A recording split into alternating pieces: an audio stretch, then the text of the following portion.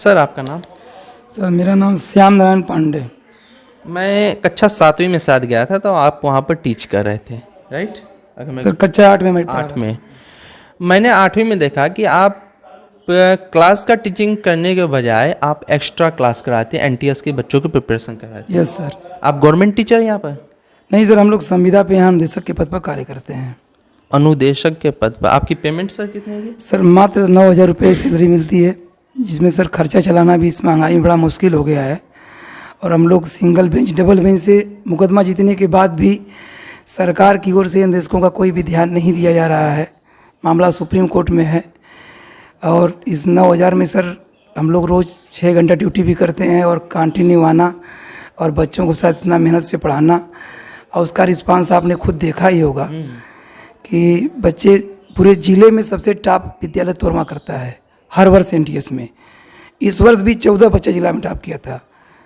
तो इस प्रकार से सर गवर्नमेंट को इस पर ध्यान देना चाहिए कि हम लोग कम से कम जो अच्छे अनुदेशक हैं इनकी कोई ना कोई परीक्षा करा करके और इनके लिए कुछ रोजी रोटी की व्यवस्था की जाए, जिससे हमारा रोजी रोटी चल सके। क्योंकि सर 9,000 रुपये में सर आज के ज़माने में सर कुछ होता ही नहीं सर। मैं ये पूछना चाहता हूँ, आप कब से अनुदेशक हैं यहाँ पर? सर 1 जुलाई 2013 से मेरी यहाँ पर नियुक्ति हुई है। मैं उस समय इसके पहले कानपुर इंटर कॉलेज में पढ़ाता था, जहाँ पर मैं उस समय 15,000 रुपये स्कूल पाता था विद्यालय से, लेकिन एक परमानेंट होने की आस में वहाँ छोड़कर यहाँ पर आया। सर आप बताएं, मैं 2013 से यहाँ पढ़ा रहा हूँ, तो 2013 के दौरान आज 2024 आने वाला है, इस दौरान पेमेंट में कोई वृद्धि?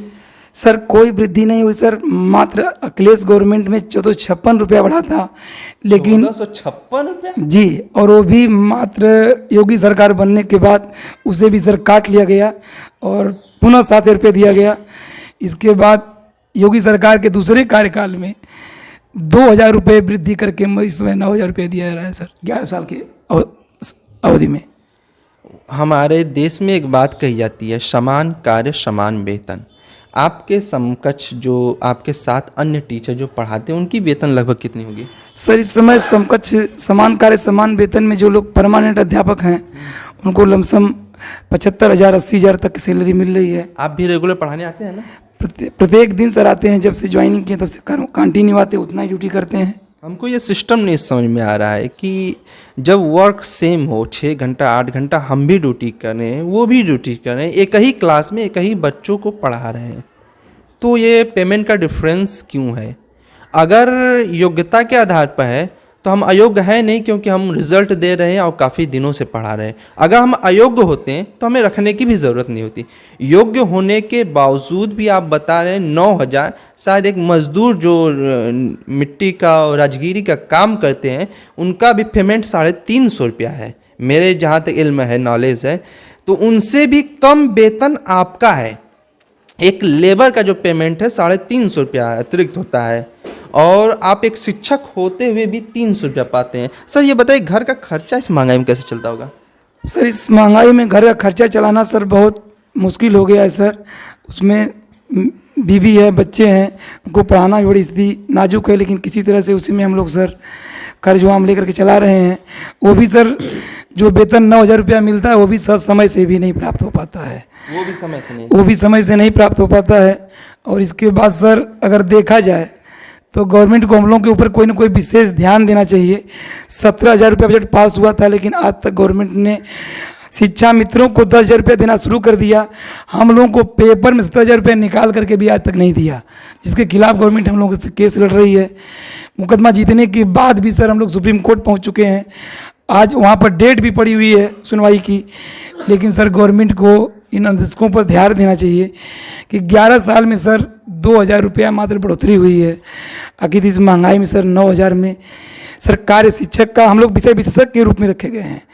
मेरी डिग्री सर आप देखेंगे तो शायद यहाँ पर जो उपस्थित हमारे आदरणीय और शिक्षक गण हैं, शायद उनसे मेरी डिग्री शायद ग्रेजुएशन ही होंगे ना?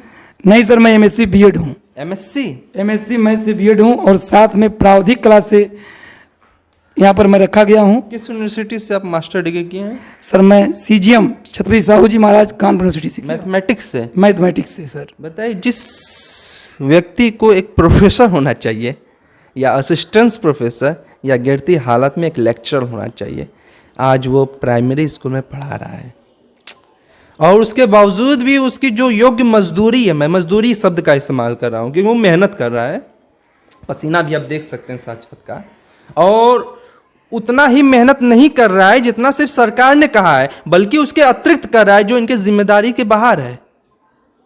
बच्चों को कॉम्पिटिटिव के लिए तैयार करना शिक्षक, सरकारी शिक्षक का कार्य नहीं होता, स्पष्ट रूप में आप भी जानते हैं। यदि आप अपने बच्चे को प्राइवेट संस्था में पढ़ाते हैं तो स्कूल टाइम के बाद अगर वो 2 घंटा पढ़ाता है तो आपसे 500 या 1000 रुपये शुल्क लेता है, लेकिन ये कोई शुल्क नहीं लेते।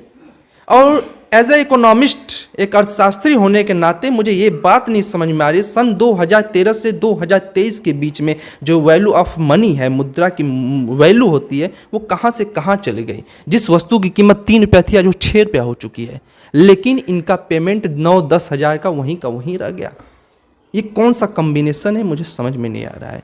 उस हिसाब से जो महंगाई बढ़ी, जो हमारे समाज में इंक्रीजमेंट आए वैल्यू ऑफ गुड्स में, वस्तुओं की कीमत में, उस हिसाब से भी अगर इनका पेमेंट बढ़ाया जाता तो आज लगभग 27 या 28 हज़ार होना चाहिए। तो ऐसा सर, ये कब तक उम्मीद है कि यूं ही चलता रहेगा 9,000 पर? अब सर जब तक सरकार के ऊपर है सर, जब तक सरकार का इधर हमारे तरफ ध्यान नहीं जाएगा तब तक सर मुकदमा लड़ करके हम लोग सर थक चुके हैं और इसके आगे कोई रास्ता ही नहीं सर कि हम कोई कर सकते हैं। उत्तर प्रदेश सरकार के अधीन आते हैं अपना? उत्तर प्रदेश सरकार परिषदीय विद्यालय में हम लोग रखे गए हैं सर। अब इसके बाद हम एक और शिक्षक से आगे हैं मिलने के लिए। सर आपका नाम? आशीष कुमार। आशीष कुमार, आप इसी विद्यालय में पढ़ाते हैं? जी। किस पद पर है? मतलब अनुदेशक के पद पर है। अनुदेशक के पद पर। आपकी भी पेमेंट कितनी है? सर 9,000 रुपये। कब से आप यहाँ आए हैं? 1 जुलाई 2013 से। आप भी 13 से हैं? जी। पेमेंट में कुछ इजाफा हुआ? पेमेंट का सर ये रहा है कि हम लोग की नियुक्ति 7,000 पर हुई, उसके बाद जो अखिलेश सरकार थी उसमें थोड़ा सा हम लोग की वृद्धि हुई, लगभग 8470 रुपये हुआ हम लोगों का 7,000 से। उसके बाद साल भर हम लोग को ऐसे ही मिला। उसके बाद जब सरकार बदल गई, जब नई सरकार आई तो उसने पहले आते ही घोषणा की कि हम अनुदेशकों को 17,000 और शिक्षा मित्रों को 10,000 देंगे, और ये सारा जो पेपर में हर जगह ये न्यूज़ चली। उसके बाद ये हुआ कि शिक्षा मित्रों को 10,000 मिलना शुरू हो गया, लेकिन हमारा जो था, जो हम 8470 था, उसे भी कम कर दिया गया, उसकी रिकवरी कर ली गई। जो मतलब जो वो पूर्व, हाँ, जो 7 से हमारा 8470 पूर्व सरकार, हाँ 1400 रुपये बढ़ा था, जो पहले की सरकार ने बढ़ाया था, उसकी भी रिकवरी हमारी कर ली गई 1 साल के अंदर। वो भी वापस फिर हमें 7,000 पर लाया गया। फिर बहुत करने के बाद जो है सरकार ने 2,000 रुपये का इजाफा किया, 9,000 रुपये इस समय हम लोग पा रहे हैं। सर का कहना ये है कि जब हमारा पेमेंट 7,000 था तो जो वर्तमान सरकार की जब शासित हुई तो उसे इम्प्रूव करने, पिछली वाली सरकार आपको 8400 कर दी थी, और लेकिन जो वर्तमान सरकार आई वो इस पैसे को और बढ़ाने के बजाय इनसे रिकवरी भी की, जबकि ये कोई इनाम राशि नहीं थी कि दे कर वापस ले लिया गया, बल्कि ये इनकी मेहनत की मजदूरी थी। और आपने पूरा पैसा वापस किया? जी, हम लोग की सैलरी से हर महीने पैसा कटता था, और जब तक वो साल भर का पैसा कटा नहीं 8470 का, वो तब तक कटता रहा और रिकवरी हुई। बड़ा शर्म की बात है, मतलब क्या कहें, कुछ अल्फाज नहीं है कि एक शिक्षक जो पढ़ाता हो और योग्य शिक्षक है, उसकी डिग्री पर कोई उंगली नहीं उठा सकता, उसका पेमेंट 1000, 1200, 1500 इजाफा किया जाता है, कुछ दिन प्राप्त पाते हैं पैसा, फिर उसके बाद उसकी अन्य सरकार जो आती है, वर्तमान सरकार आती है, फिर उसकी रिकवरी भी कर लेती है। मतलब क्या कहें, कुछ अल्फाज ही नहीं है। अच्छा ये बताइए सर, क्या आप लोग को लगता है कि हम लोग का परमानेंट कभी हो जाएगा फ्यूचर में? सर अभी जो स्थिति हम लोगों की चल रही है, ऐसा देख के तो हम लोगों को ऐसा प्रतीत नहीं हो रहा, क्योंकि यही वर्तमान सरकार 17,000 देने का बात कही थी, और आज यही सरकार हम लोगों के खिलाफ कोर्ट में, हाई कोर्ट से हारने के बावजूद ये सुप्रीम कोर्ट में गई है और 17,000 न देने के लिए ये लड़ रही है। तो हम इसके बारे में और क्या सोच सकते हैं? मतलब सरकार आपके विपक्ष में खुद लड़ रही है कि आपको पेमेंट न मिले। चूँकि अब ये खुद ही घोषणा किए हुए हैं, इससे पहले ही जब योगी सरकार बनी तब ये स्वयं घोषणा की है कि हम अनुदेशकों का पेमेंट 7 से 17 कर रहे हैं, लेकिन आज वो उनके मतलब कहने के अनुसार उन्होंने न पेमेंट बढ़ाया, बल्कि उसके विरुद्ध जाकर हमारे विरोध में कोर्ट में ये लड़ रहे हैं। अच्छा मेन बात बताइए, आप इसके अतिरिक्त कोई और जॉब करते हैं? जी नहीं, तो जो आपका शादी उदी तो हो ही गया होगा, जी बिल्कुल, दो तो आप 2 बच्चे भी हैं, तो ये एजुकेशन का खर्चा, परिवार का खर्चा, ये सब कैसे एडजस्ट होता होगा 9,000 सर में? घर में है थोड़ा सा खेती बाड़ी वगैरह इधर उधर से करके हम लोग गुजारा करते हैं। एक आस में सभी लोग हम लोग लगे हुए हैं कि सरकार कभी ना कभी हम लोगों को कुछ करेगी, लेकिन ऐसा नहीं हो रहा है अभी। 9,000 जब पेमेंट की बात सुनते हैं तो एक दिन का 300 रुपया आता है नॉर्मल।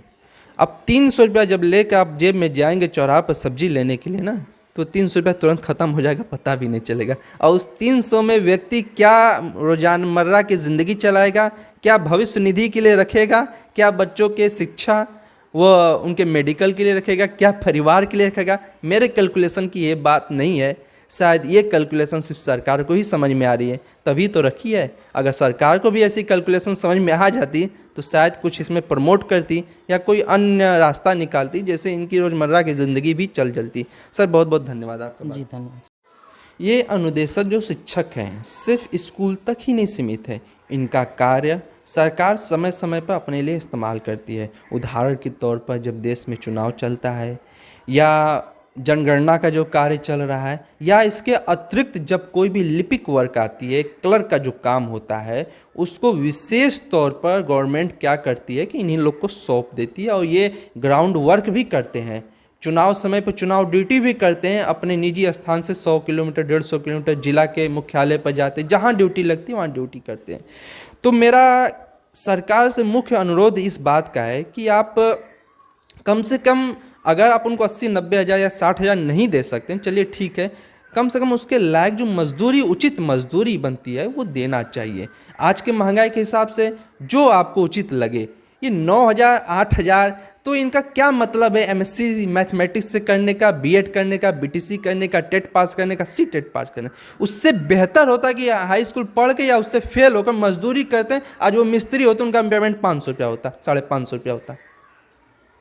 क्या मतलब है? इतना एजुकेशन ग्रहण करने के बाद भी देखिए, मुख्य उद्देश्य पैसा होता है, ज़िंदगी को ऊपर पहुंचाना होता है सबकी, चाहे जो जितना विचारधारा दे।